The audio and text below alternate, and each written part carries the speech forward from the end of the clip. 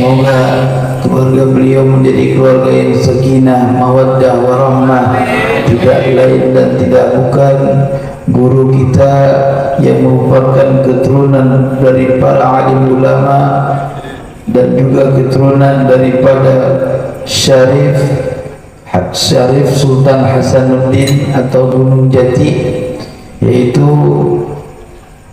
Gus Abbas yang dikenal dengan Gus Abbas Buntet. Betul-betul. Alhamdulillah. Masya Allah. Yang saya hormati, yang lain-lain semua yang mungkin saya kena tamu di sini tidak mengenal satu persatu nama, yang namun saya secara pribadi tidak mengurangi rasa hormat dan ta'zim saya. Akhina fillah, tuan-tuan yang dirahmati oleh Allah, para penuntut ilmu yang dicintai oleh Allah.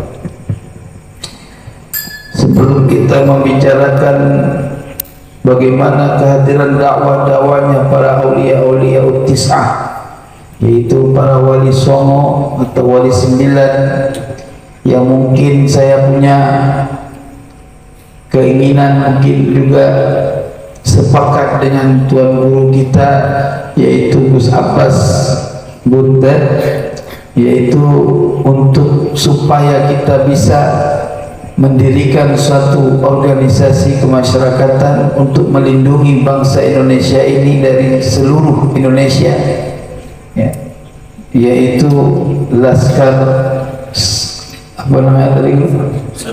Laskar Sabilillah, yaitu Laskar 9 Wali Allah Subhanahu wa Ta'ala. Nah, nanti beliau akan sampaikan bagaimana visi dan misi, ya. Sebelum kita membahas bagaimana metode dakwah para wali yang dapat mengislamkan orang yang tadinya tidak menyembah Allah sehingga menjadi orang mukmin, bahkan menjadi munculnya para wali-wali Allah setelah mereka munculnya para ulama-ulama yang menerangi Republik Indonesia ini sampai ke seluruh penjuru dunia, melahirkan ulama besar Indonesia, yaitu Tuan Syekh Khalil Bangkalan, melahirkan Tuan Syekh Hashim Asy'ari, melahirkan Tuan Syekh Asnawi Caringin, melahirkan gurunya para guru Nusantara lagi, yaitu Tuan Syekh Nawawi Al-Bantani yang menjadi ulama besar di negeri Hijaz. Itulah pelita bangsa Indonesia yang tak akan pernah terlupakan dari masa ke masa. Tuan-tuan yang dirahmati oleh Allah, Rasulullah sallallahu alaihi wasallam bersabda, "Alaikum bimujalasatil ulama wa istima'i kalamil hukama, fa inna Allah ta'ala yuhyil mauta yuhyil qalbal mauta binuril hikmah." Rasulullah bersabda, wajib atas kalian duduk kumpul bareng bersama alim ulama. Ulama yang bagaimana? Ulama yang al-amilin, yang mereka itu mengamalkan ilmunya. Karena tuan-tuan yang dirahmati oleh Allah, ilmu dengan amal itu bagaikan jasad dengan ruh. Betul-betul. Ini maksudnya. Kalau orang punya amal, tidak punya ilmu, itu namanya mayit. Tahu mayit? Orang mati. Orang mati ada ruh nggak? Lalu sebaliknya, orang punya ruh, tidak punya jasad, namanya apa? Coba. Yang tadi punya jasad tidak punya ruh, namanya ada. Yang kedua, orang punya ruh nggak punya jasad, namanya hantu. Tahu hantu? Apa hantu? Nah, begitulah kira-kira. Iya. Berarti apabila ada orang tidak berilmu lalu dia mengamalkan agama, berarti setan. Betul-betul.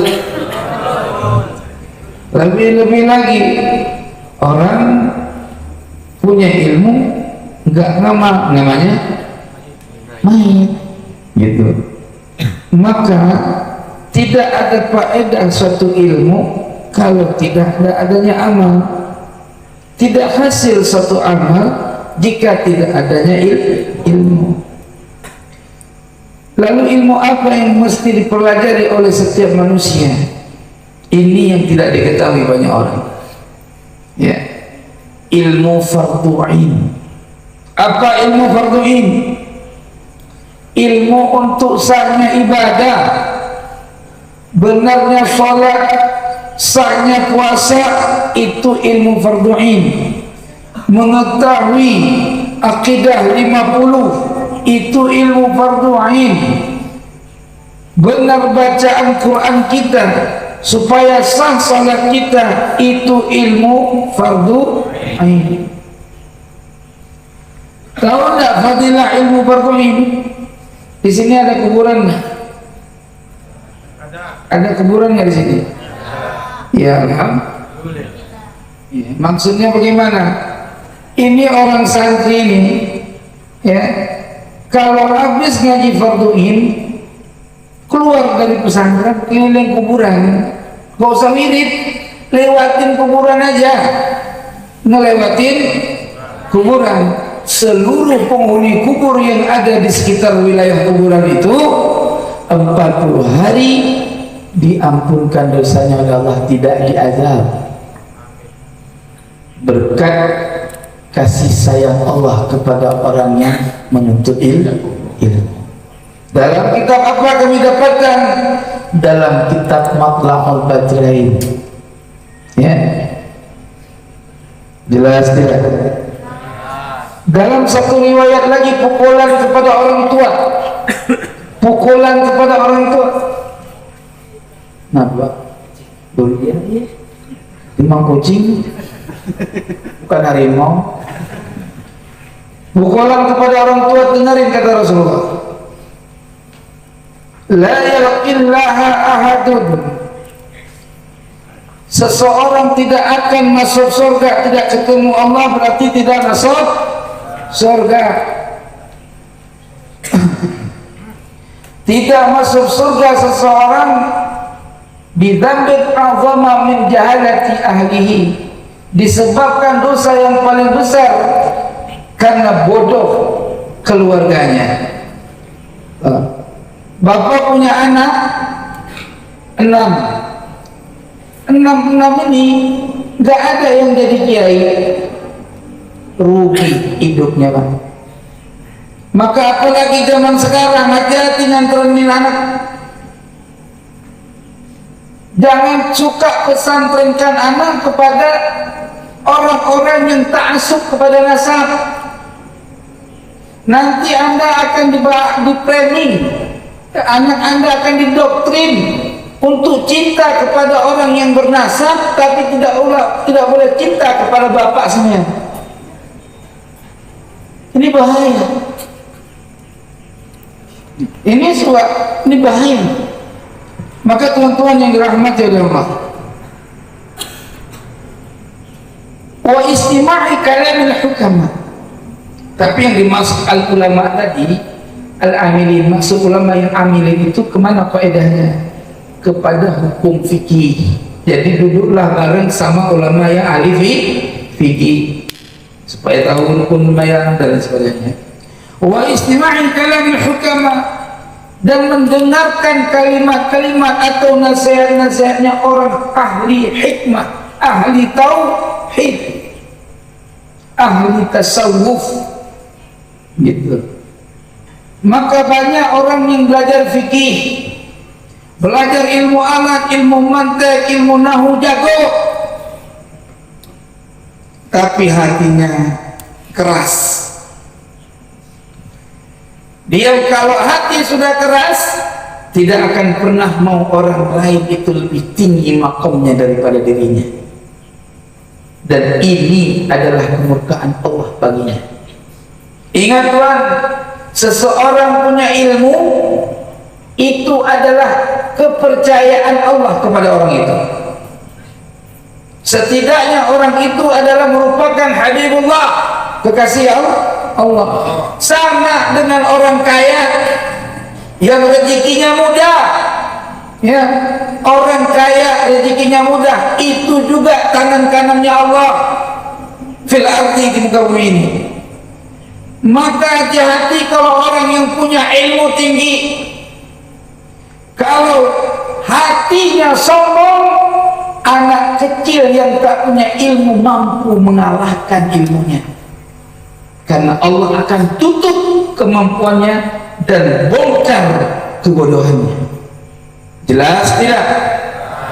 Sama juga orang kaya, jangan pelit jadi orang kaya. Kenapa? Kalau pelit kamu jadi orang kaya, maka rezeki kamu akan memakan dirimu sendiri. Jelas tidak? Bagaimana memakan dirimu sendiri? Harta yang kita miliki tidak menyebabkan kita menjadi orang yang dermawan. Ya, maka tuan-tuan yang ada di sini, ada yang punya Pajero? Ada nggak? Ada yang punya Pajero nggak? Nggak ada. Yang punya, ya Allah, itu Innova, ada yang punya Innova? Hah? Dari lagi nanya ini mah. Ada? Jangan takut diminta. Ya Allah, waktu menanya doa. Avanza ada Avanza. Di sini orang ada. Miskin ya, kapan mau ini susah. Nih bang, orang yang punya mobil banyak harganya mahal, kalau punya Pajero 1, kalau bulan kurban sodakohnya kurbannya kambing, malu. Berapa harga Pajero? 600 juta bang, perusahaan bang DCET. Lah kambing berapa? Palingnya 3 juta, sebanding nggak dengan 600 juta? Nggak sebanding, jauh. Setidaknya seekor sapi paling minimal setiap tahun, betul-betul. Pak Ustadz, saya balas beliin sapi kalau kurban paling sekali doang, tapi duit saya kumpul, saya bagi buat kiai. Itu bagus juga, terlepas daripada kikir. Jelas tidak? Ya. Inilah tuan-tuan yang dirahmati oleh Allah. Maka oleh sebab itu, fa inna Allah Ta'ala yuhyil qalbal maita binuril hikmah. Allah Subhanahu wa Ta'ala menghidupkan hati yang mati dengan cahaya nasihatnya orang alim, orang ahli hikmah, orang ahli tauhid. Jadi ketika orang ahli hikmah mengajarkan kita dengan kalimat-kalimat zikir, kita ucapkan la ilaha illallah. Coba, la ilaha illallah, merasuk ke dalam dada, membuat hati menjadi tenang. Kenapa?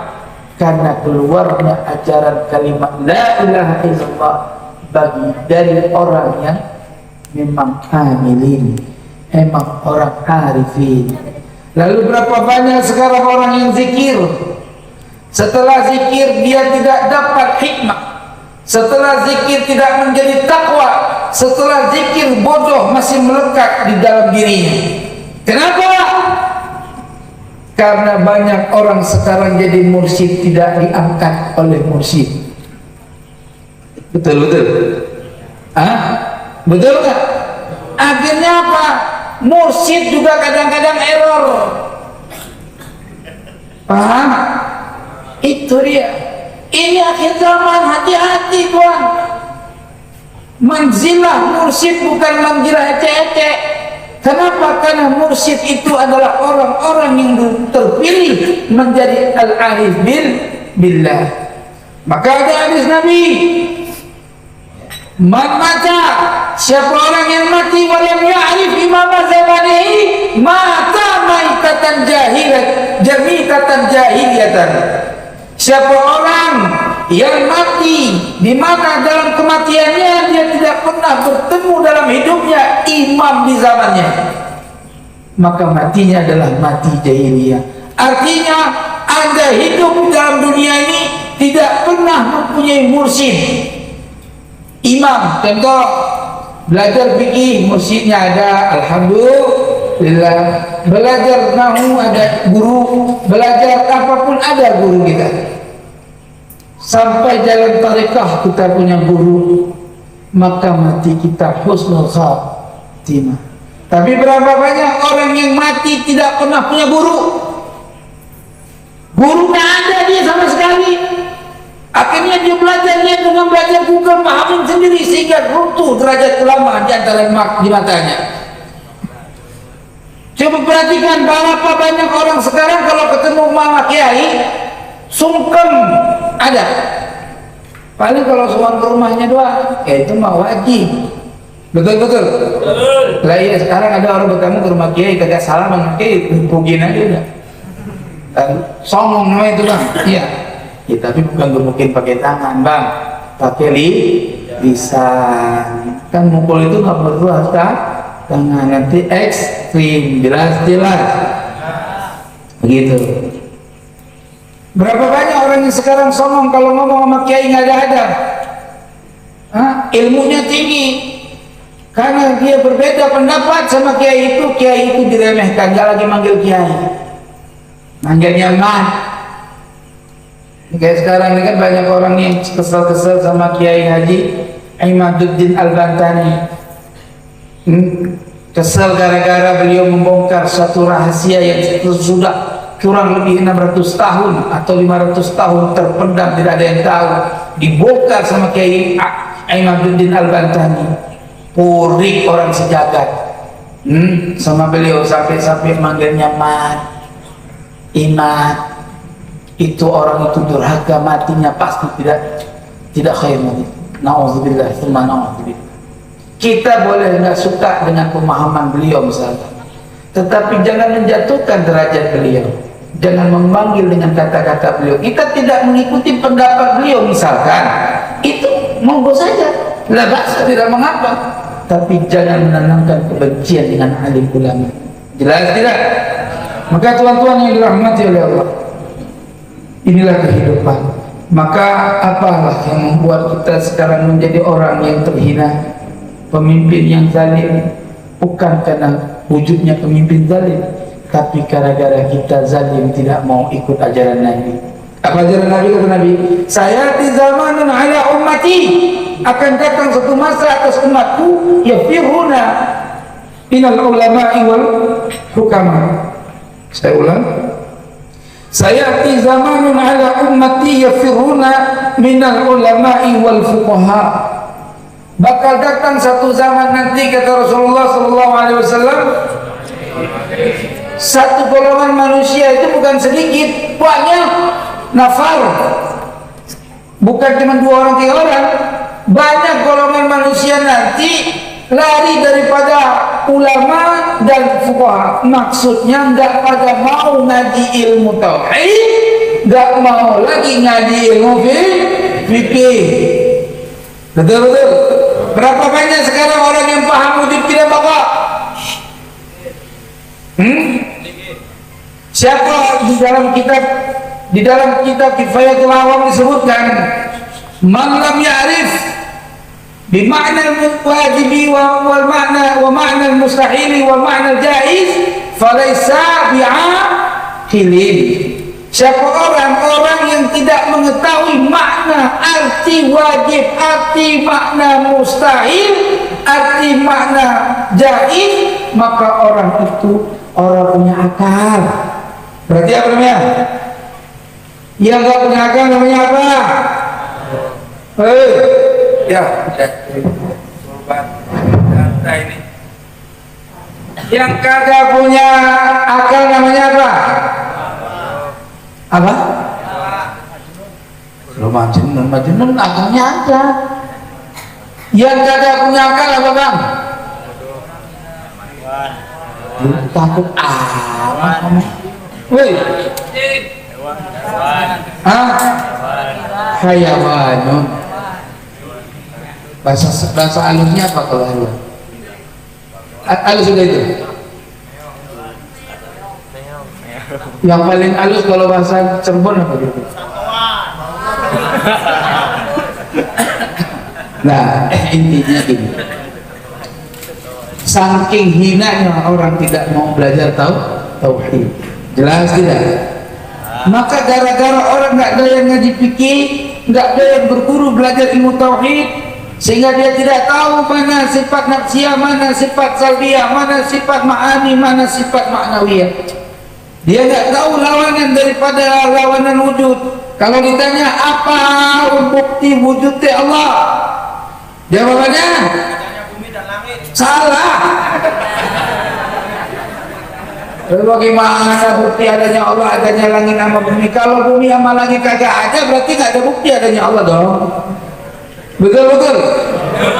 Iya. Ini, aduh, makanya dia bilang tidak mengetahui sesuatu bukan berarti tidak ada. Betul. Tetapi nggak mengetahui dalil itu karenanya bahlul. Kan gitu. Tidak mengetahui sesuatu bukan berarti sesuatu itu tidak betul. Iya, tapi ketidakan mengetahui sesuatu itu dinamakan bahlul.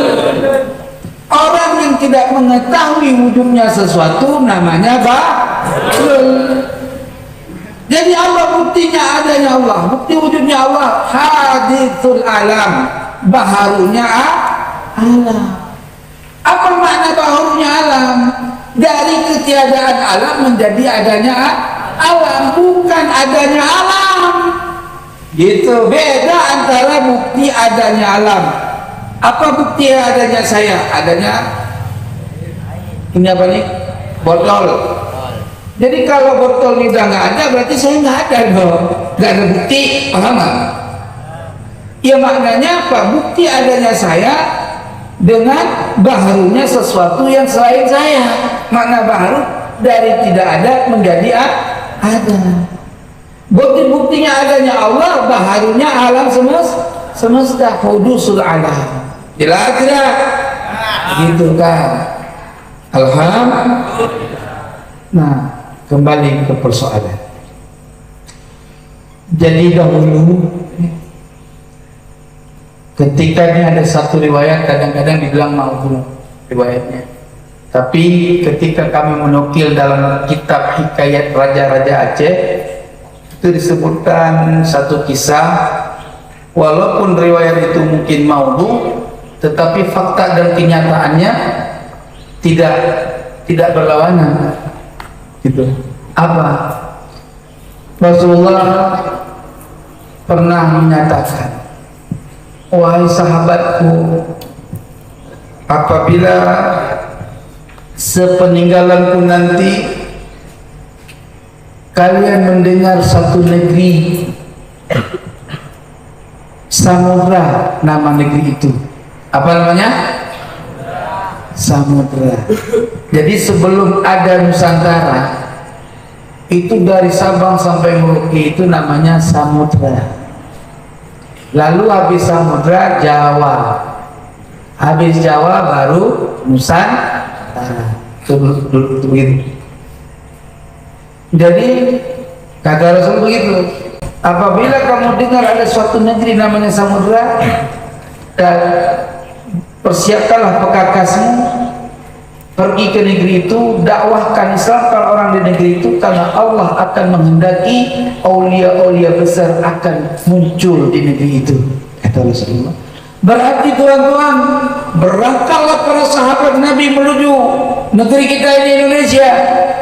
Mereka datangnya dari barat menuju ke timur, puncaknya mereka berhenti di negeri Samudra, yaitu mendirikan satu kerajaan yang dikenal dengan Samudra Pasai.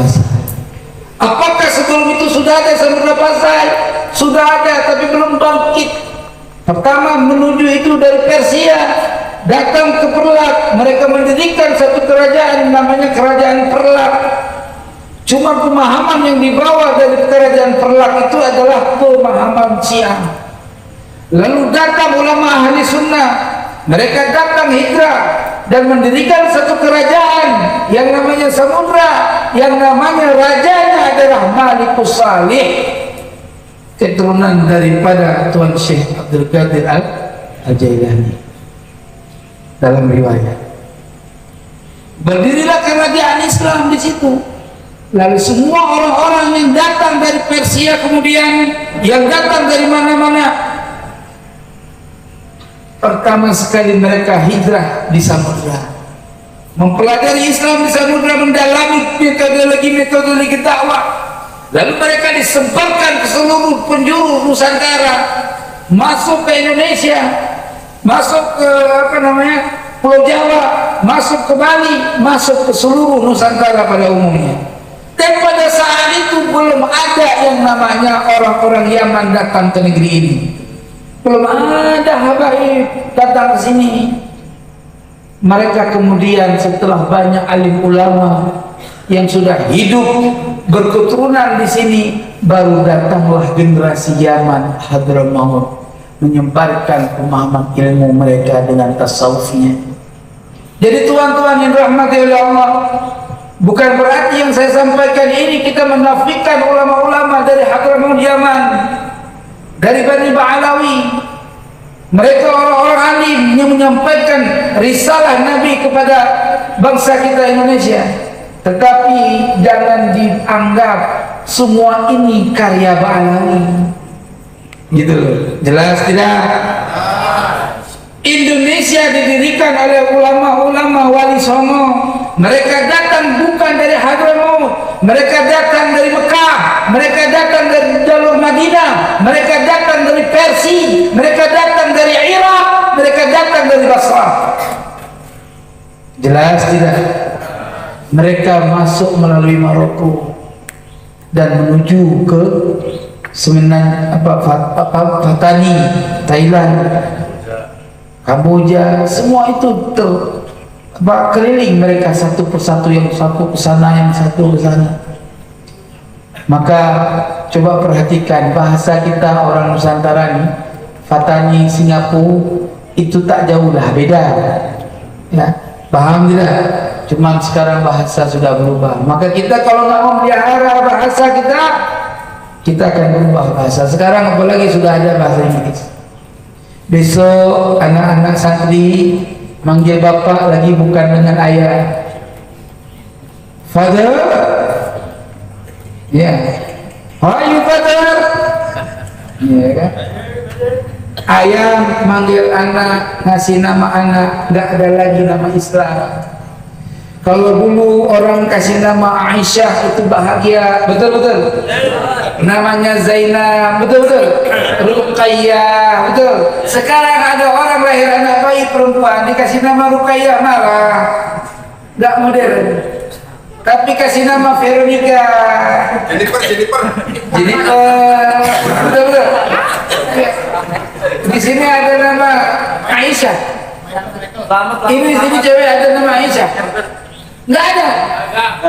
Fatimah. Fatimah yang mana yang Fatimah?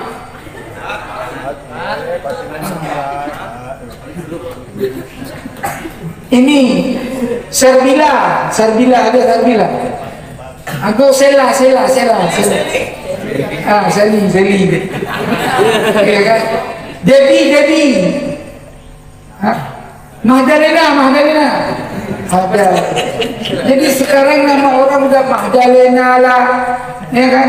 Sekarang laki-laki udah ada nama orang laki-laki, orang Islam, bapaknya Islam, bahkan kadang ustaz bapaknya, anaknya Alexander. Bagaimana coba? Kadang-kadang Thomas hidungnya pesek. Udah pesek hitam tekil lagi. Udah benteng tak zaman. Enggak sampai di situ, kadang-kadang saking senang sama ahli sejarah dikasih nama begitu, dia orang Belanda namanya keren, fotonya keren, orangnya ganteng dulunya kan gitu ya, dikasih nama Van der Belt. Iya kan? Ibu amat situ. Inilah nilai bangsa ini hari ini. Mereka lebih senang bangsa asing daripada bangsa sendiri. Sekarang masakan di pinggir jalan yang lakunya hamburger, apa namanya? Hamburger, kan bukan hamburger, bukan. Hamburger. Apalagi pizzaker. Ya nggak? Hotdog. Itu makanan favorit. Giliran makanan kita orang kampung udah gak laku lagi sekarang. Iya nggak? Makanan ada khas zaman dulu kita di sini siapa telepon? Combro. Combro nih kalau lebaran kasih combro udah gak laku udah kan? Betul. Di Aceh ada nama kue, kalau diartikan jorok. Iya. Tapi itu makanannya, kuenya itu kue yang memang zaman itu favorit. Apa nama kue itu? Boh Husin. Apa namanya? Boh Husin. Husin nama orang. Boh itu ya kemaluan laki-laki. Boh Husin. Aceh itu lebih kecil lagi nama makanan.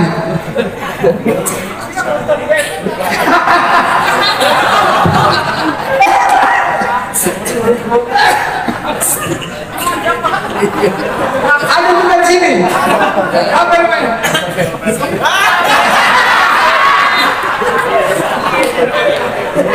Subhanallah.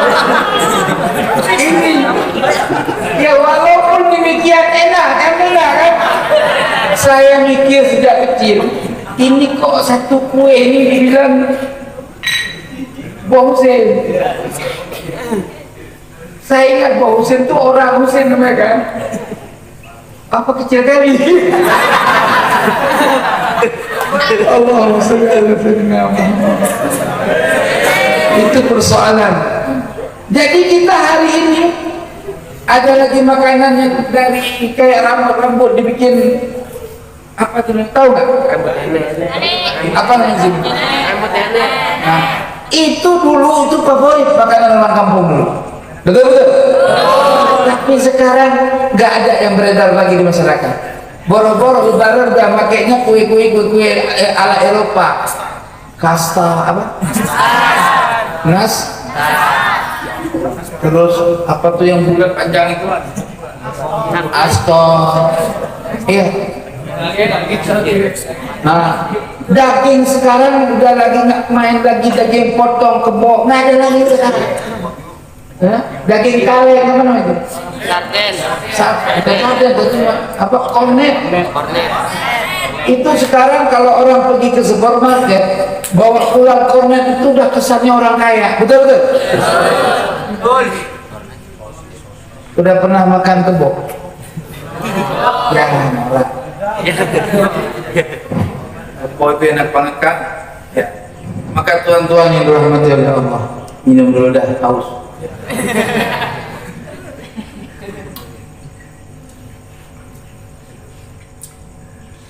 Alhamdulillah. Maka oleh sebab itu jangan pernah melupakan budaya. Jelas tidak?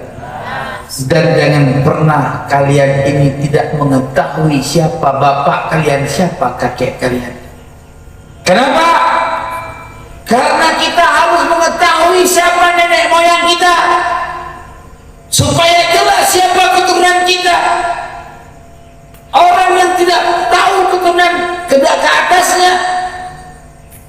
Dia ibarat, tapi bukan anak zina, seperti anak zina yang nggak punya bapaknya. Bapakmu siapa namanya? Abdullah.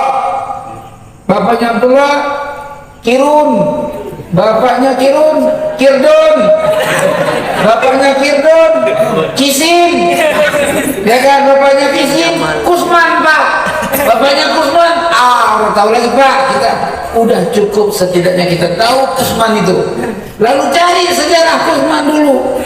Apakah Kusman itu orang kaya dulunya? Apakah seorang Demang dia dulunya?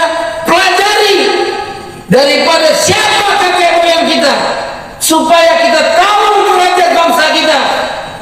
Jelas tidak?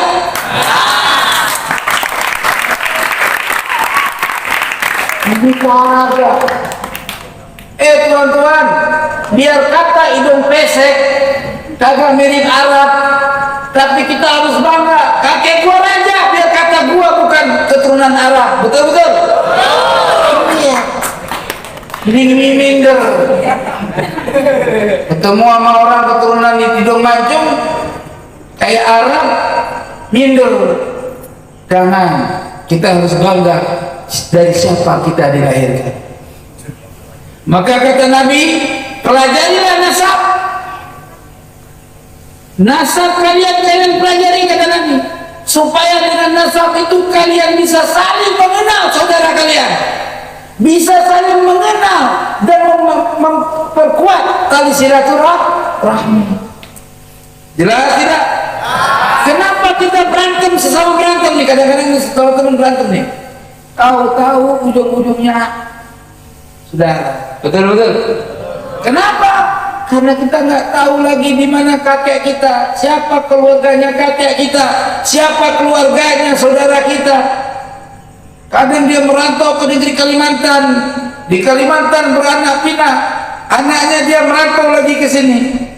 Seandainya punya sejarah, si orang tua itu bilang, hai anakku, kalau nanti aku udah mati, kau sampaikan kepada anak-anakmu bahwa aku punya orang tua namanya Abdullah di negeri Jawa. Dia tinggalnya di daerah Anu. Orang Abdullah itu punya ayah namanya si Abdurrahman. Abdurrahman itu punya ayah namanya Husain. Anaknya si Anu. Bikin arah kata, bikin silsilah keturunan keluarga kita sendiri. Itulah orang yang bermartabat. Kata Nabi dalam satu riwayat yang disebutkan oleh ulama-ulama ahli nasab, orang yang mempunyai budaya yang tinggi adalah orang yang mencatat sanad keluarganya, punya marga. Maka apapun terjadi, Batak itu termasuk orang yang terbaik, walaupun berbeda agama, tetapi Batak punya marga, Sregar. Mereka punya budaya suku. Tapi alhamdulillah Cirebon sekarang sudah terbuka. Rata-rata masyarakat Cirebon jangan diremeh. Kenapa? Karena mempunyai garis keturunan daripada Sunan Gunung Jati. Alhamdulillah. Ciri kalau ada keluarga keturunan Sunan Gunung Jati nggak doyan ngaji, kasih nasihat. Khawatir nanti dia sebenarnya palsu. Itu. Ya kenapa? Karena orang yang mempunyai keturunan orang yang baik, setidaknya dia bisa menjaga keturunannya. Ya, jangan berdiri pada lubang kebodohan. Betul-betul. Diragukan bukan arti diragukan nasabnya, tetapi diragukan munculnya nur ilmu bagi anak ini dan keturunannya. Takut keturunannya nanti tidak mewarisi ilmu. Itu yang dimaksud putus, bukan putus nasab, jadi murtad. Jelas tidak kira-kira? Teman yang udah ngantuk ini kira-kira? Insyaallah bisa ketemu lagi. Mungkin ada yang mau bertanya, tafadhal masykur.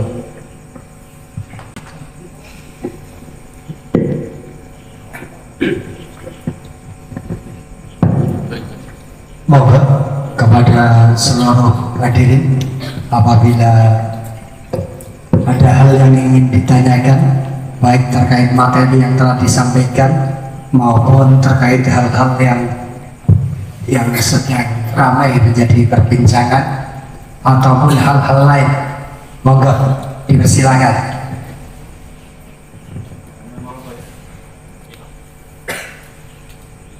Monggo.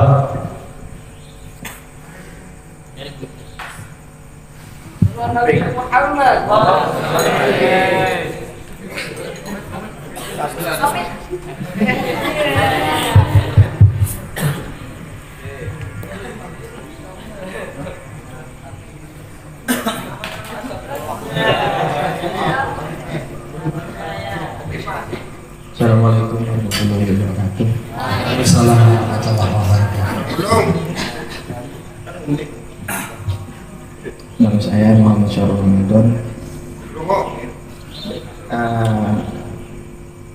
Ingin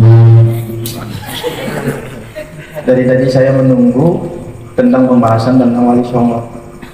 Dari tadi belum keluar penjelasan Wali Songo, jadi belum paham tentang sejarah Wali Songo, datangnya Wali Songo atau apa itu. Mohon dijelaskan. Cukup sekian. Assalamualaikum warahmatullahi wabarakatuh. Waalaikumsalam warahmatullahi wabarakatuh. Berikutnya, monggo.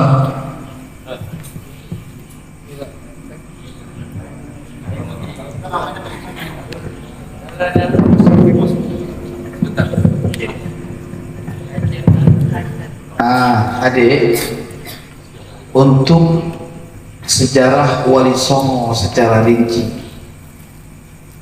itu Kiai Salim, ya, namanya Kiai Salim. Jadi Kiai Salim untuk mengetahui sejarah Wali Songo secara rinci, ya, bisa kita tanyakan kepada beliau, tuan guru kita. Ya, saya kan orang Aceh, ya, tidak begitu menguasai secara rinci terkait seluk-beluk sejarah detail daripada Wali Songo. Ya, yang saya pahami secara global yang tadi saya sampaikan.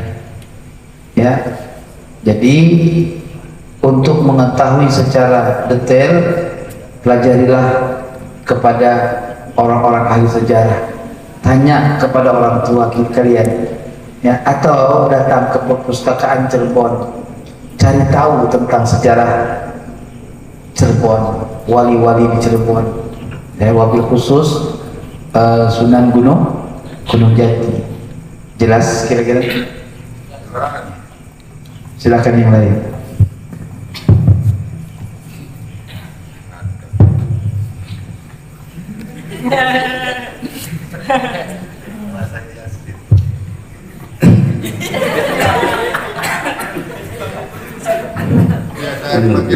Assalamualaikum warahmatullahi wabarakatuh. Pengumuman Tengku Qori, nama saya Ibnu Hajar dari Bondowoso, cuma sudah diputar. Alhamdulillah T1 begini. Pertanyaannya apa ya, sederhana. Tes DNA itu sebenarnya singkatan bahasa Inggris atau darah nabi anak atau bahasa apa atau gimana itu? Nah, ini kan kebanyakan jangan sampai anak santri ini buta huruf. Nah, itu. Sekian. Assalamualaikum warahmatullahi wabarakatuh. Silakan. Langsung. DNA itu bukan ahlinya saya, ya, apa singkatan DNA itu saya nggak paham. Namun saya paham dalam kaidah yang saya pernah pelajari itu, kalau zaman dulu sebelum muncul teknologi semacam ini, kalau nggak salah namanya kiafah. Orang dulu itu kayak pernah dengar nggak, ngelamar telapak tangan, ya, telapak kaki, itu sebetulnya bukan ilmu apa namanya, bukan sihir, bukan, itu termaksud ilmiah. Jadi ada satu pengetahuan zaman dulu yang bisa membaca garis kaki, ya. Contoh dulu ada Nabi kita Muhammad SAW itu punya anak angkat, nama anak angkat itu saya lupa. Ketika dia tidur, ada seorang ahli kiafah memandang telapak kakinya. Dia lihat urat yang ada di telapak kakinya, lalu dia bilang, bagus jalur anak ini, katanya, bukan anak dari hasil zina. Senang Nabi, tetapi Nabi tidak memberikan satu kebolehan secara detail, hanya sekedar seperti itu. Jadi ulama akhirnya berbeda pendapat terkait persoalan tersebut. Namun kalau untuk meneliti wajah, kemiripan wajahnya untuk mengarah kepada bapaknya, anak siapa dia, selama tidak menimbulkan fitnah, itu bisa menjadi hukum wajib dalam suatu kejadian gitu. Namun sekarang misalkan DNA yang kita tahu sekarang, tes DNA lah, ada perselisihan antara dua orang suami dan istri, kan gini loh, ada seorang suami istri, begitu anaknya lahir bapaknya hitam ya, hidungnya pesek ya, jelek lah katanya ya, tidak ganteng ya. Tapi anaknya kok lahir hidungnya mancung, mukanya kayak Arab gitu, kan curiga tuh bapaknya, curiga nggak? Lah ini anaknya kok lahir banget sama gua, lo orang mirip sama gua orang mirip kan? Gitu. Akhirnya berantem lah itu. Jangan-jangan lu ngapain ini, gitu kan? Enggak apa-apa, emang anak kita berdua. Katanya. Orang mungkin sama lu orang mirip, sama gua nggak mirip. Nah, bertengkar lah orang itu, ya kan? Nah, akhirnya untuk menguji kebenaran, kedua belah larilah ke konsep tes DNA. Itu yang saya pahami, tapi untuk rincinya ya saya nggak ngerti itu. Ya, tanya kepada ahlinya, kan ada di Al-Quran kan disebutkan fasalu ahla dzikri in kuntum la ta'lamun. Tanyalah kepada ahlinya, ahli ilmu, artinya ahlinya lah di bidangnya. Jikalau tidak tahu kamu paham tak? Jadi kalau nanya soal agama jangan sama tukang bakso. Betul-betul? Iya.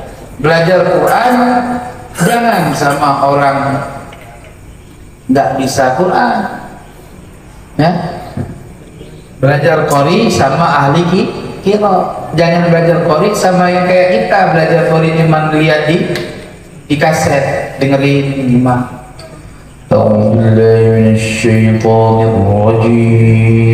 Ditanya bayat apa itu, nggak tahu. Orang nggak belajar sama ilmu sama ahlinya belajarnya sama mendengar. Ya dengarlah Muhammad, dia ikuti dia. Wa yata'al insanu bisyarri du'a. Habis nafas, orang nggak belajar. Betul-betul. Jadi belajar ilmu sama orang yang punya kemampuan ilmu. Betul-betul. Jangan belajar komputer sama ustaz. Orang kenal. Dan ajarin saya komputer, dia bisa apa yang ngajarin. Betul-betul. Ya, saya tidak akan menjawab yang saya tidak tahu. Karena ketika saya berusaha menjawab sesuatu yang tidak saya tahu, seakan-akan saya tahu, saya namanya pendusta. Jadi akan mengakibatkan fatal bagi saya. Biarpun saya dikatakan tidak punya ilmu tinggi, la ba'sa bagi saya. Karena bukan ketinggian ilmu yang saya butuhkan, tetapi manfaat ilmu dari guru yang saya dapatkan. Jelas ya? Allah, silakan yang lain.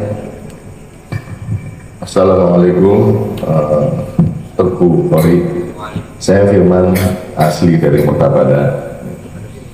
Mengenai tadi tentang kerajaan Samudra Pasai, raja pertamanya itu kan masih keturunan Syekh Abdul Qadir.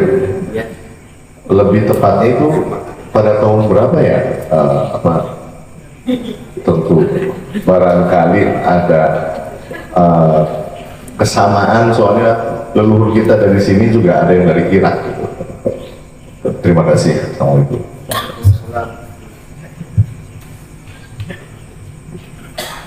Soal ketepatan waktu pada tahun berapa Ya, itu berarti kita harus mengkaji ulang terkait jalur waktu berdirinya kerajaan Samudra Pasai. Artinya saya juga belum memiliki data konkret terkait sejarah tahun berdirinya Samudra Pasai. Yang saya pahami adalah informasi sejarah yang secara global menerangkan bahwa Sultan Malikus Saleh itu punya ayah bergerak Sultan Malikul Kamil. Nah, Sultan Malikul Kamil ini adalah awal pertama yang mendirikan Kesultanan Malikus Saleh, yang kemudian kerajaan tersebut dikenal dengan Kerajaan Malikus Saleh oleh anaknya. Di Aceh disebut kalau nggak salah dengan merah gajah. Jadi adapun keberadaan di tahun berapa, ya bisa itu mudah itu. Kini tinggal kita cari informasi, insya Allah ketemu. Yang paling penting dalam hal ini adalah bahwa negara Indonesia mengadopsi lambang-lambang Malikus Saleh. Di antaranya Garuda Pancasila, itu burung Garuda itu adalah bendera kerajaan Malikus Saleh. Gitu. Jadi mohon dipahami kemampuan saya dalam menjawab. Memang saya bukan ahli sejarah, tapi saya orang yang mempelajari kaidah-kaidah ilmu nasab, yang saya mungkin bisa menjelaskan kaidah ilmu nasab sesuai dengan kemampuan saya yang standar, begitu ya.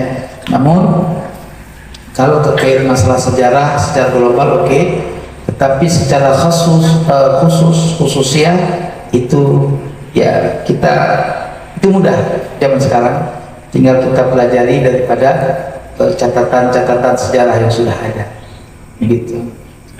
Tadi Tuan bilang ada dari Irak, bagaimana maksudnya? Ada dua Syarifin. Oh, Syekh ada Syekh Syarifain. Syekh Syarifain. Ini kenalnya Buyut Syarifin. Itu asalnya. Oh Irak. Nah di Aceh itu ada yang asal dari Irak, itu Tengku Cik Tanah Abe. Nah sampai pernah nggak? Tapi di Al-Baghdadi, Irak Al-Baghdadi ya. Tengku pernah nggak dulu waktu kecil-kecil ngaji juz amma? Nah itu penulisnya Tengku Cik Tanah Abe. Yang dulu kita ngeja kan ngaji? Itu yang orang. Jadi bukan orang Yaman, ya. Jangan nanti diklaim punya orang Yaman.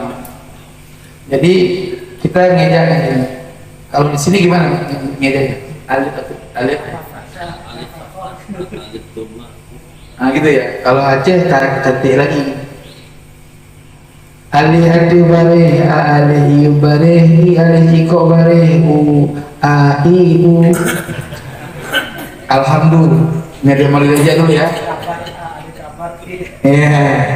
Ali jipola mati bare, al haji pomi mati bare, ham du jiko bare, da jiko bare, du alhamdulillah gitu. Bagi bare dua, ban bayi bare dua, bin bagi ko bare dua, bun ban bin bun. Itu zaman kita kecil tuh begitu loh. Sama ya, cuma cara ngejaknya saja yang berbeda. Nah, itu metodologi itu. Nanti ujungnya wassalamu, gitu ya. Nah itu yang mengkaryakan itu adalah ulama Aceh yang namanya Tengku Cik Tanah Abe, ya itu Al-Baghdadi beliau. Dulu sejarah karomahnya, beliaulah salah satu ulama yang mampu menangkap bom yang ditembak sama Belanda, dibuang ke danau Laut Tawar. Itu terkenal itu sejarah karomah itu. Bom ditangkap, dibuang ke danau. Itu karomah ulama-ulama kita dulu. Jadi harus kita belajar mulai sekarang, termasuk saya ya. Marilah kita pelajari karomah-karomah Wali Songo. Jadi dalam setiap dakwah sampaikan karomah-karomah Wali Songo, ya, sampaikan karomah-karomah ulama Nusantara. Jangan setiap kita tahu karomah orang Yaman. Bayang dalam satu hari 70 kali mi'raj. Hebat juga ya. Kalau yang dimaksud mi'raj cuma 70 kali, yaitu adalah sholatnya, paham kira-kira? Maka Kiai Mama Gelar itu 500 kali mi'raj dalam setiap malam. Mama Gelar itu sholat sunnah. Mama Gelar sholat sunnah 500 kali. Mama Gelar Cibuber atau Cibuber Cianjur begitu. Saya dapat riwayat ketika saya pernah tinggal di Cempaka Cibuber, ya itulah banyak banyak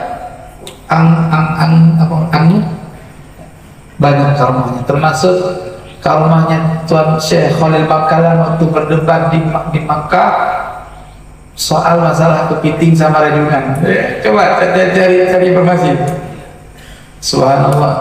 Jadi banyak karomah-karomah ulama-ulama kita yang nggak pernah ada yang menyampaikan, sehingga kita anggap kesannya ulama kita nggak punya karomah, nggak punya keilmuan yang tinggi. Syekhuna Tuan Syekh Al-Bantani itu pernah menemukan Utsman bin Yahya yang dipanggil Habib Utsman bin Yahya itu dengan masjid yang nggak sesuai kiblat, ya.